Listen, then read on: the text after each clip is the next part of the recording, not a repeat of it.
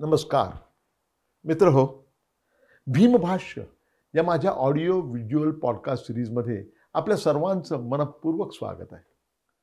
भीमभाष्य या दृकश्राव्य महामालिकेमध्ये महामानव डॉक्टर बाबासाहेब आंबेडकरांची जी बहुआयामी प्रतिभा होती, त्या प्रतिभेचे तब्बल 25 पैलू, 25 आविष्कार मी आपल्या सर्वांसमोर उलगडून दाखवणार आहे. या महामालिकेत प्रत्येकी साधारण 20 मिनिटाचा एक असे एकूण 54 एपिसोड्स असणार आहेत. या माध्यमातून डॉक्टर बाबासाहेब आंबेडकरांचे विचार, त्यांचं कार्य, त्यांचं तत्वज्ञान आणि विशेष महत्त्वाचं म्हणजे त्यांनी आपल्या भारत देशासाठी जे स्वप्न पाहिलं होतं, ते स्वप्न मी आपल्यासमोर सादर करण्याचा प्रयत्न करणार आहे. चला तर पुढे जाऊया. मित्रांनो, गेल्या एपिसोडमध्ये म्हणजे एपिसोड 43 मध्ये डॉक्टर बाबासाहेब आंबेडकरांनी संविधानाचा जो पहिला मसुदा तयार केला होता, त्याच्या पहिल्या अर्ध्या भागाबद्दल सादरीकरण मी केलं, ज्यामध्ये डॉक्टर बाबासाहेब आंबेडकरांनी नियोजित संविधानाची जी प्रमुख वैशिष्ट्ये आहेत त्याबद्दल मोठं निवेदन केलेलं आहे. आणि त्यानंतरच्या भागामध्ये त्यांनी त्या नमुना संविधानाच्या जो मसुदा त्यांनी सादर केला होता, जो 8 महिने लोकांच्या समोर होता, त्यावर ज्यांनी आक्षेप नोंदवले होते, त्यातल्या प्रमुख आक्षेपांना उत्तर देण्याचं काम सुद्धा त्याच सादरीकरणामध्ये डॉक्टर बाबासाहेब आंबेडकरांनी 4 नोव्हेंबर 1948 रोजी केलेला आहे. तो या एपिसोडचा मुख्य भाग आहे. मसुदा, संविधानावर विरोधकांनी घेतलेले आक्षेप आणि त्याला डॉक्टर बाबासाहेब आंबेडकरांनी दिलेलं उत्तर. डॉक्टर बाबासाहेब आंबेडकर म्हणतात की प्रस्थापित संघराज्याची ठळक वैशिष्ट्य ही मी तुम्हाला सांगितलेली आहेतच. आता याबद्दल टीकाकारांची काय मतं आहेत त्याकडे मी वळतो. डॉक्टर बाबासाहेब आंबेडकर म्हणतात, मी त्यांना उद्धृत करतो आहे, असं म्हटलं जात आहे की मसुदा संविधानात नवीन काहीही नाही. त्यातील अर्धा भाग भारत सरकार कायदा 1935 मधून घेतलेला आहे आणि उरलेला अर्धा भाग इतर देशांच्या संविधानातून उचललेला आहे. मसुदा समितीची स्वतःची निर्मिती फारच कमी आहे. इथे असा प्रश्न विचारला जाऊ शकतो की जगाचा इतिहास आजच्या घडीला निर्माण करण्यात आलेल्या संविधानात काही नवीन असू शकतं का? संविधानाची व्याप्ती काय असावी याचा निर्णय फार पूर्वीच झालेला आहे आणि संविधानाची मूलभूत तत्व काय असावीत याबद्दल जागतिक स्तरावर मान्यता निर्माण झालेली आहे. या पार्श्वभूमीवर प्रमुख प्रावधानांच्या बाबतीत सर्व संविधानांमध्ये सारखेपणा येणारच. आज निर्माण होत असलेल्या संविधानात नवीन जर काही करायचं असेल तर ते एवढंच की जुन्या संविधानातील दोष दूर करून त्यात बदल सुचवणे आणि देशाच्या गरजेनुसार आवश्यक बाबींची त्यात भर टाकणे. याबाबत निपक्षपातीपणे विचार करण्याची ज्यांची तयारी आहे ते मान्य करतील की मसुदा समिती आपलं कर्तव्य बजावित असताना अंध आणि गुलामी अनुकरणाच्या आरोपाची दोषी नाही. दुसरा मुद्दा, भारत सरकार 1935 मधला बराचसा भाग मसुदा संविधानात आहे या आरोपाबद्दल मी खंत व्यक्त करणार नाही. चांगल्या गोष्टी स्वीकारण्यात खजेल होण्यासारखं काहीही नाही. तो उसनवारीचा भाग नाही. संविधानाच्या मूलभूत संकल्पनांवर कोणाचाही बौद्धिक संपदा अधिकार नसतो. भारत सरकार कायदा 1935 मधून घेतलेल्या तरतुदीचा बराचसा भाग हा प्रशासनाच्या तपशिलाशी संबंधित आहे. लोकसत्ताक संविधानाच्या शांततामय अंमलबजावणीसाठी घटनात्मक नैतिकतेच्या प्रसाराची गरज प्रत्येक जणच मान्य करतो. मात्र त्याच्याशी परस्पर निगडीत असलेल्या 2 बाबींना मात्र सर्वसाधारणपणे मान्य केलं जात नाही. त्यातली पहिली म्हणजे प्रशासकीय स्वरूपाचा संविधानाच्या स्वरूपाशी निकटचा संबंध असतो. प्रशासनाचं स्वरूप हे संविधानाच्या स्वरूपाशी संपूर्णतया सुसंगत असलं पाहिजे. आणि दुसरी बाब अशी की संविधानाच्या स्वरूपात बदल न करता केवळ प्रशासकीय यंत्रणेत बदल करून त्याद्वारे संविधानाच्या हेतूला निष्प्रभ आणि विरोध करून संविधानाच्या अंमलबजावणीत अडथळे आणणे हे पूर्णतः शक्य आहे. इतिहासकार ग्रोट यांनी म्हटल्याप्रमाणे ज्या ठिकाणी लोकांमध्ये घटनात्मक नीतिमत्ता कॉन्स्टिट्यूशनल मोरॅलिटी ही रुजलेली आहे त्या ठिकाणी प्रशासकीय तपशिलांना संविधानातून वगळून ते कायदेमंडळावर सोपवण्याची जोखीम स्वीकारता येणे शक्य आहे. प्रश्न असा आहे की अशी घटनात्मक नैतिकता कॉन्स्टिट्यूशनल मोरॅलिटी लोकांच्या अंगी मांडली आहे असं आपण गृहीत धरू शकतो का? घटनात्मक नैतिकता ही नैसर्गिक भावना नाही, तिची जोपासना करावी लागते. अजूनही आपल्या लोकांमध्ये ती निर्माण झाली नाही हे आपण समजलं पाहिजे. भारतातील लोकशाही ही भारताच्या मातीवरील केवळ वरचं आवरण आहे. ही माती मूलतः अलोकतांत्रिक आहे. अशा परिस्थितीत प्रशासकीय यंत्रणा निर्माण करण्याच्या सूचनांसाठी कायदेमंडळावर विश्वास टाकणं शहाणपणाचं ठरणार नाही. संविधानात त्यांचा समावेश करण्यामागे ही भूमिका आहे. मसुदा संविधानावर करण्यात येत असलेला दुसरा आरोप असा की यातील कोणत्याही भागात प्राचीन भारतीय राज्यव्यवस्थेचे प्रतिबिंब कुठंच दिसत नाही. असं म्हटलं जातं की भारतीय संविधानाची निर्मिती प्राचीन हिंदू राज्य पद्धतीला अनुसरून असायला हवी होती. इतर काही जण असे आहेत की ज्यांनी पराकोटीची टोकाची भूमिका घेतलेली आहे. त्यांना कोणतीही केंद्रीय किंवा प्रांतिक सरकार नको आहेत. त्यांना भारतात केवळ जास्तीत जास्त ग्राम सरकार अस्तित्वात असणं महत्वाचं वाटतंय. त्यांना केवळ भारतात जास्तीत जास्त ग्राम सरकार हवी आहे. या ग्रामराज्यामुळेच भारताचा नाश झाला असं मी मानतो.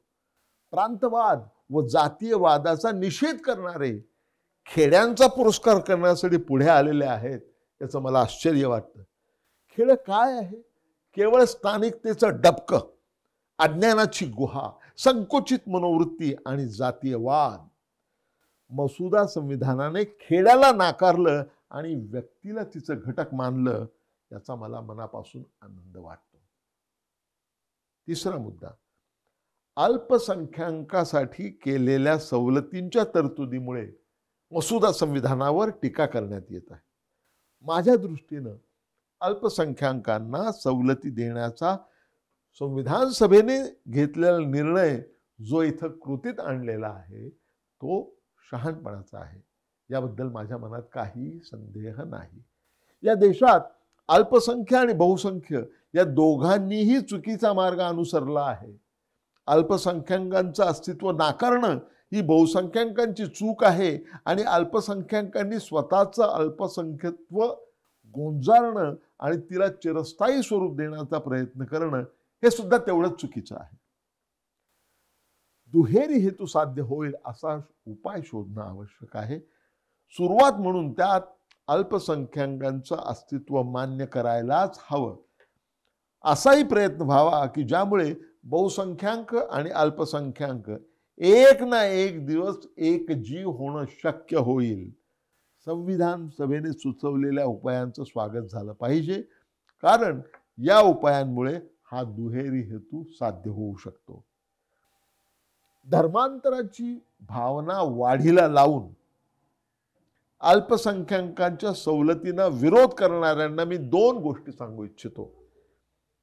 एक अशी की अल्पसंख्याक ही स्फोटक शक्ती असते. जर तिचा स्फोट झाला तर त्यात संपूर्ण राज्य व्यवस्था उद्ध्वस्त होऊ शकते. युरोपचा इतिहास अशा प्रकारच्या भरपूर आणि भयानक वास्तववादी घटनांचा प्रत्यक्ष साक्षीदार आहे. दुसरी गोष्ट अशी की भारतातील अल्पसंख्याकांनी स्वतःचं अस्तित्व बहुसंख्याकांच्या हाती सोपवण्याचं मान्य केलेलं आहे. ही बहुसंख्याकता मूलतः राजकीय नसून जातीयवादी आहे. अशा जातीयवादी बहुसंख्याकांचं राज्य अल्पसंख्याकांनी निष्ठेनं स्वीकारलं आहे. म्हणून अल्पसंख्याकांच्या प्रती भेदभाव न करणे हे आपलं कर्तव्य आहे, याची जाणीव बहुसंख्याकांनी ठेवावी. अल्पसंख्याकत्व टिकून राहणं किंवा एकजीव होणं हे बहुसंख्याकांच्या वागणुकीवरच अवलंबून राहणार आहे. अल्पसंख्याकांच्या विरोधात भेदभाव करण्याची सवय बहुसंख्याक ज्या क्षणी सोडतील त्या क्षणी अल्पसंख्याक अस्तित्वात राहण्याचं काहीही कारण उरणार नाही व ते एकजीव होतील. चौथा मुद्दा, डॉक्टर बाबासाहेब आंबेडकर म्हणतात, मसुदा संविधानातील मूलभूत हक्कांशी संबंधित भागावर सर्वाधिक टीका झालेली आहे. असं म्हटलं जातं की मूलभूत अधिकाराची व्याख्या करणाऱ्या कलम 13ची बऱ्याच अपवादांनी चाळणी करण्यात आली असून या अपवादांनी मूलभूत अधिकारांना गिळंकृत करून टाकलेलं आहे. ही एक प्रकारची फसवणूक आहे असं म्हणून त्या कलमांचा धिक्कार करण्यात आलेला आहे. असं म्हटलं जातं की अमेरिकेच्या हक्क विधेयकात मूलभूत अधिकार वास्तव आहेत, कारण ते कोणत्याही मर्यादा व अपवादांनी नियंत्रित नाहीत. डॉक्टर बाबासाहेब आंबेडकर म्हणतात, मूलभूत अधिकारांवरील संपूर्ण टीका ही गैरसमजुतीवर आधारलेली आहे. हे सांगताना मला खेद वाटतो. मूलभूत अधिकार हे अनिर्बंध असतात आणि मूलभूत नसलेले अधिकार हे अनिर्बंध नसतात असे म्हणता येणार नाही. दुसरी गोष्ट म्हणजे अमेरिकेत मूलभूत अधिकार अनिर्बंध आहेत असं म्हणणं चूक आहे. आणि इथे डॉक्टर आंबेडकर सोदाहरण स्पष्ट करतात आणि म्हणतात की यामुळे अमेरिकेत मूलभूत अधिकार अनिर्बंध आहेत आणि मसुदा संविधानात मात्र ते तसे नाहीत असं म्हणणं संपूर्णतया चुकीचं आहे. मसुदा संविधानात मूलभूत अधिकारांच्या पाठोपाठ मार्गदर्शक तत्वांची, डायरेक्टिव्ह प्रिन्सिपल्सची तरतूद केलेली आहे. संसदीय लोकशाहीसाठी निर्मिलेल्या संविधानात ती नाविन्यपूर्ण बाब आहे असं डॉक्टर आंबेडकर म्हणतात. डॉक्टर बाबासाहेब आंबेडकर पुढे जाऊन म्हणतात, काही टीकाकारांच्या मते केंद्र सरकार फारच बलशाली झालेलं आहे. काहींच्या मते ते अधिक सामर्थ्यवान असावे. मसुदा संविधानाने सुवर्णमध्य साधण्याचा प्रयत्न केलेला आहे. कितीही प्रयत्न केला तरी केंद्राला शक्तिशाली होण्यापासून कोणीही रोखू शकणार नाही. दुसरीकडे त्या अधिकच शक्तिशाली होण्याच्या प्रवृत्तीला मात्र आपण विरोध केला पाहिजे. जेवढं पचवता येईल त्यापेक्षा त्याने अधिक खाऊ नये. त्याची शक्ती वजनाशी अनुरूप असावी. स्वतःच्या वजनानेच कोसळून पडेल इतकं तिला शक्तिशाली बनवणे हे सुद्धा चुकीचं ठरेल. सहावा मुद्दा, डॉक्टर बाबासाहेब आंबेडकर म्हणतात, मसुदा संविधानावर अशी टीका करण्यात येत आहे की केंद्र आणि प्रांतांच्या घटनात्मक संबंधांसाठी एक प्रकारची तरतूद आणि केंद्र आणि संस्थानं यांच्यातील घटनात्मक संबंधांसाठी वेगळ्या प्रकारची तरतूद करण्यात आलेली आहे. स्वतःच्या घटना परिषदा निर्माण करून स्वतःची संविधानं निर्माण करण्याचं स्वातंत्र्य संस्थानांना देण्यात आलेलं आहे. अर्थातच हे सर्व फार दुर्दैवी आहे आणि माझी अशी धारणा आहे की ते केवळ असमर्थनीय आहे. हा भेदभाव देशाच्या कार्यक्षमतेला सुद्धा धोकादायक ठरू शकतो. हा भेदभाव जोपर्यंत कायम राहील तोपर्यंत केंद्रीय सत्ता अखिल भारतीय स्तरावरील विषयांबाबत स्वतःची परिणामकारकता गमावून बसेल. कारण सर्व विषयांच्या बाबतीत आणि सर्व ठिकाणी जर सत्तेचा उपयोग करता येत नसेल तर ती सत्ताच नव्हे. युद्धाची परिस्थिती निर्माण झाल्यास आणि काही क्षेत्रात अत्यंत आवश्यक असणाऱ्या अधिकारांच्या वापरावर मर्यादा येत असल्यास संपूर्ण देशाचं जीवन संकटात येऊ शकतं. यापेक्षा गंभीर बाब अशी आहे की मसुदा संविधानात भारतीय संस्थानांना स्वतःचं सैन्य उभारण्याची मुभा दिलेली आहे. मला वाटतं की ही तरतूद अतिशय धोकादायक असून मागे नेणारी आहे. भारताचं विघटन करण्यासाठी आणि केंद्र शासनाला उलथून पाडण्यासाठी कारणीभूत ठरू शकते. दुर्दैवानं त्यांना या बाबतीत काही सुधारणा घडवून आणता आली नाही, कारण संविधान सभेच्या निर्णयाला ती बांधलेली होती आणि दुसरीकडे संविधान सभा ही स्वतः वाटाघाटींसाठी नेमलेल्या 2 समित्यांशी झालेल्या करारांची बांधलेली होती.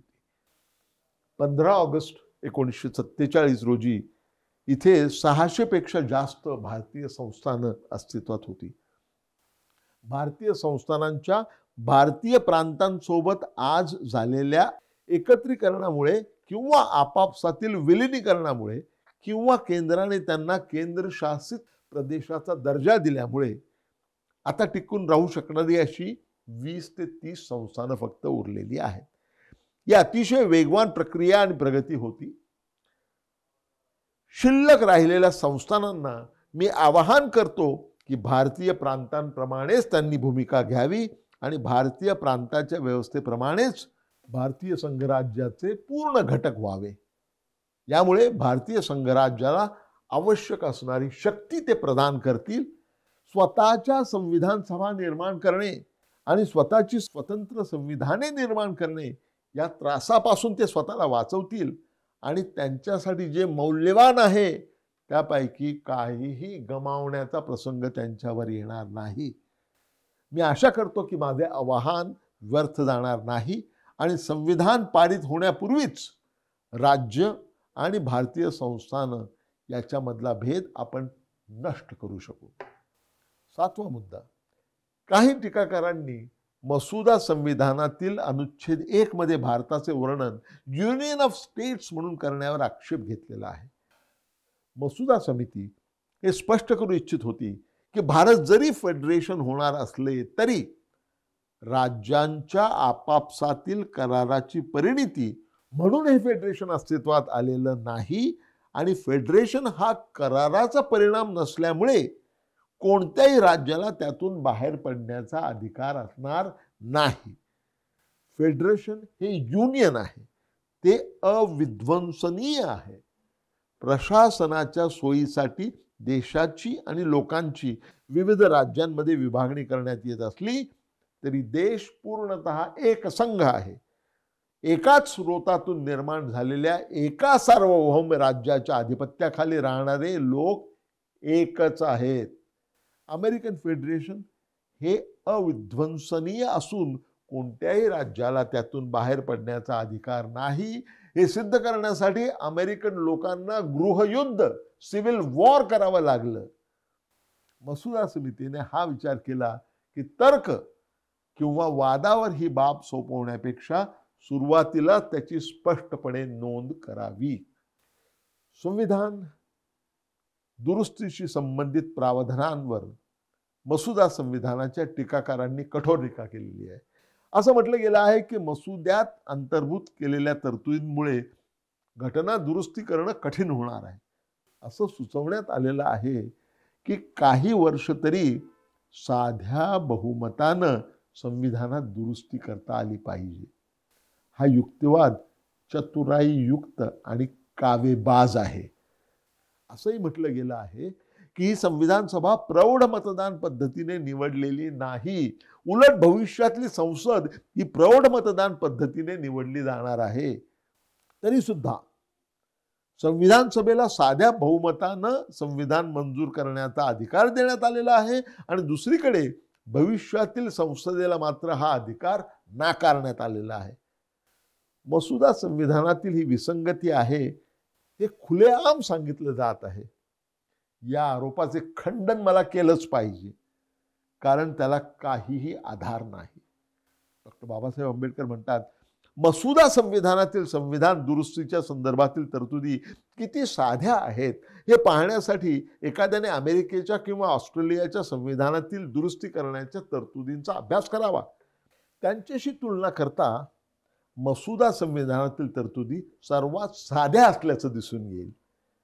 परस्परागत संकेत किंवा सार्वमत अशा गुंतागुंतीच्या आणि कठीण कार्यपद्धतीला मसुदा संविधानानं टाळलेला आहे.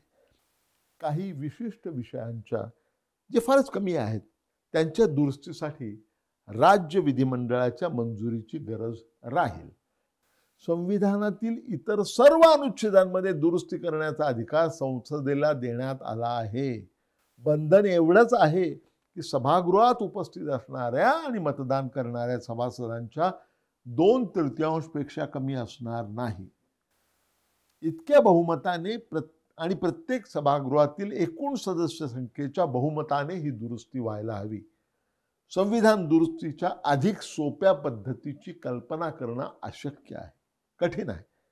संविधान दुरुस्तीच्या अधिक सोप्या पद्धतीची कल्पना करणं कठीण आहे. दुरुस्ती संबंधीच्या प्रावधानावर करत असण्यात येत असलेल्या विसंगतीचा आरोप संविधान सभा आणि संविधानानुसार निवडून येणाऱ्या भविष्यकालीन संसद याबाबतच्या चुकीच्या समजुतीवर आधारलेला आहे. डॉक्टर बाबासाहेब आंबेडकर म्हणतात, संविधान निर्माण करताना संविधान सभेचा पक्षीय दृष्टिकोन नाही, एक उत्कृष्ट आणि कार्यकारी संविधान निर्माण करण्यापलीकडे तिचा अन्य कोणताही स्वार्थी हेतू नाही. संविधानातील अनुच्छेदांचा विचार करतेवेळी विशिष्ट मापदंडांचा उपयोग करण्याची तिची दृष्टी नव्हती. भविष्यातील संसदेनं जर संविधान सभेचं रूप धारण केलं तर तिचे सभासद पक्षीय दृष्टिकोन स्वीकारतील, पक्षीय कार्यक्रम अंमलात आणण्याच्या उद्देशानं जे अनुच्छेद अडथळ्याचे वाटतात त्यात ते दुरुस्त्या करतील. संसदेपुढे स्वार्थी हेतू असू शकतो, मात्र संविधान सभेसमोर असा कोणताही हेतू नाही. संविधान सभा आणि भावी संसद यामध्ये हाच फरक आहे. यावरून हे स्पष्ट होतं की संविधान सभा जरी सीमित मतदान पद्धतीने निवडून आलेली असली तरी साध्या बहुमतानं संविधान पारित करण्यासाठी ती विश्वासपात्र आहे. त्या उलट संसद जरी प्रौढ मतदान पद्धतीने निवडून आलेली असली तरी दुरुस्तीसाठी तसाच अधिकार देण्यासाठी ती विश्वासपात्र ठरत नाही. शेवटी डॉक्टर बाबासाहेब आंबेडकर म्हणतात, मसुदा समितीने निर्माण केलेलं संविधान सुरुवात म्हणून या देशासाठी निश्चितपणे चांगलं आहे आणि निश्चितपणे ते व्यवहार्य आहे, लवचिक आहे आणि देशाला शांतता आणि युद्धजन्य या दोन्ही परिस्थितीत एकसंध ठेवण्यासाठी पुरेसं समर्थ आहे. मी असं म्हणू शकतो की खरंच नवीन संविधानांतर्गत जर काही चुकीच्या गोष्टी घडल्या तर आपलं संविधान वाईट आहे हे त्याचं कारण असणार नाही. आपल्याला असं म्हणावं लागेल की माणूस दुष्ट होता. यानंतर बाबासाहेब म्हणतात, महोदय मी संविधान सादर करतो. मित्रहो, यानंतर बोलायचे काही बाकी उरत नाही. हे सत्र मी इथेच संपवतो. परंतु जाण्यापूर्वी मी आपल्या सर्वांना विनंती करू इच्छितो की जर तुम्हाला भीमभाष्य ही ऑडिओ व्हिज्युअल पॉडकास्ट सिरीज आवडली असेल तर ती अवश्य लाईक करा, ती शेअर करा, ती सबस्क्राईब करा. पुन्हा भेटूया आपण लवकरच. धन्यवाद. नमस्कार.